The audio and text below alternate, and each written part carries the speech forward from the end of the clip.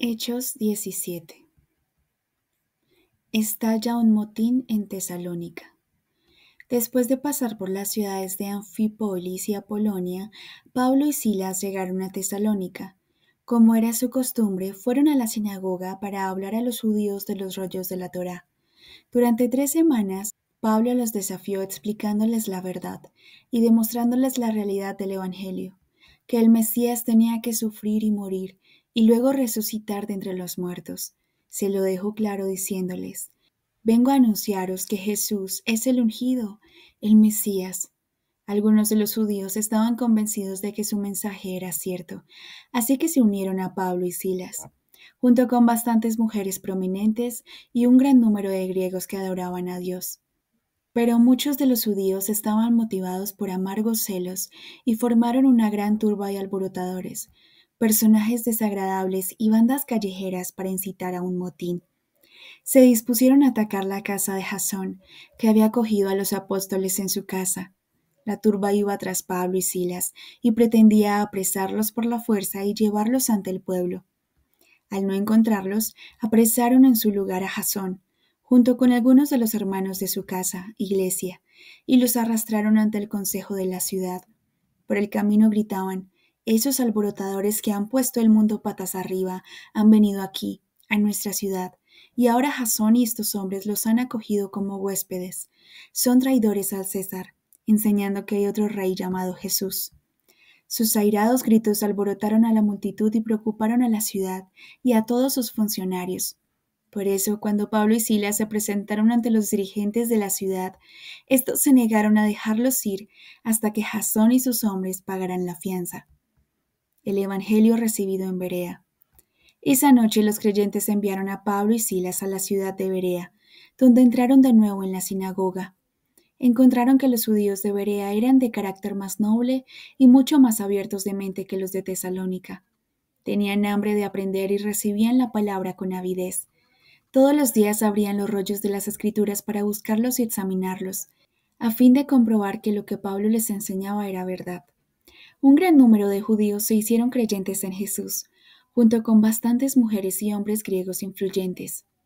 Cuando llegó a oídos de los judíos de Tesalónica la noticia de que Pablo estaba en Berea predicando la palabra de Dios, los alborotadores fueron allí también y agitaron y alborotaron a las multitudes contra él. Los demás creyentes ayudaron a Pablo a escabullirse a la costa del mar Egeo, mientras Silas y Timoteo se quedaban en Berea. Los que acompañaban a Pablo navegaron con él hasta Atenas. Luego Pablo los envió de vuelta a Berea con instrucciones para que Silas y Timoteo se apresuraran a reunirse con él. El apóstol Pablo en Atenas. Mientras Pablo los esperaba en Atenas, su espíritu se turbó profundamente al darse cuenta de que toda la ciudad estaba llena de ídolos. Discutía las afirmaciones del Evangelio con los judíos en su sinagoga y con los que adoraban a Dios, y cada día predicaba en la plaza pública a quien quisiera escucharle. Los filósofos de las enseñanzas de Epicuro y otros llamados estoicos debatían con Pablo. Cuando le oían hablar de Jesús y de su resurrección decían: ¿qué extrañas ideas pretende presentar este charlatán? Otros decían: ¿vende algún tipo de religión extranjera? Así que lo llevaron a un diálogo público ante el Consejo de Líderes de Atenas, conocido como el Areópago. Háblanos, le dijeron, de esta nueva enseñanza que traes a nuestra ciudad. Estás presentando cosas extrañas y asombrosas a nuestros oídos, y queremos saber qué significa todo eso. Ahora bien, era el pasatiempo favorito de los atenienses y de los visitantes de Atenas discutir sobre las ideas y filosofías más nuevas. Pablo habla a los dirigentes de Atenas.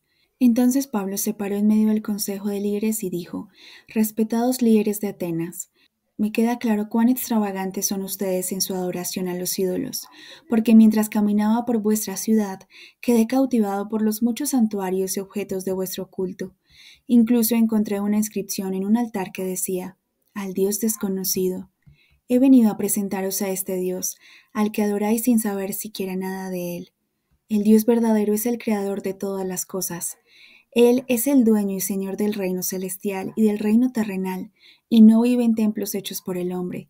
Él da vida y aliento y todas las cosas a todo ser viviente. No le falta nada que podamos suministrarle los mortales, pues tiene todas las cosas y todo lo que necesita. de un solo hombre, Adán, hizo a todos los hombres y mujeres y a todas las razas de la humanidad, y nos extendió por toda la tierra. Él fija los límites de los pueblos y las naciones, determinando sus tiempos señalados en la historia. Hizo esto para que cada persona anhelara a Dios, sintiera su camino hacia Él y lo encontrara, pues Él es el Dios fácil de descubrir. Por Él vivimos, funcionamos y tenemos identidad, como han dicho vuestros poetas. De Él procede nuestro linaje.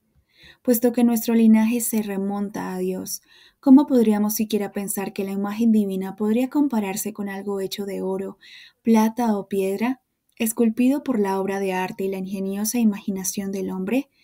En el pasado Dios toleró nuestra ignorancia de estas cosas, pero ahora el tiempo del engaño ha pasado. Nos ordena a todos que nos arrepintamos y nos volvamos a Dios, porque ha llegado el día señalado, en el que va a juzgar al mundo con justicia por el hombre que Él ha designado. Y la prueba dada al mundo de que Dios ha elegido a este hombre es esta: lo resucitó de entre los muertos. Al oír a Pablo tocar el tema de la resurrección, algunos se burlaron de él, se levantaron y se fueron. Pero otros dijeron: queremos volver a oírte hablar de estas cosas más tarde. Así que Pablo abandonó la reunión. Pero hubo algunos que creyeron el mensaje y se unieron a él desde aquel día. Entre ellos estaban Dionisio, un juez del consejo de líderes, y una mujer llamada Damaris.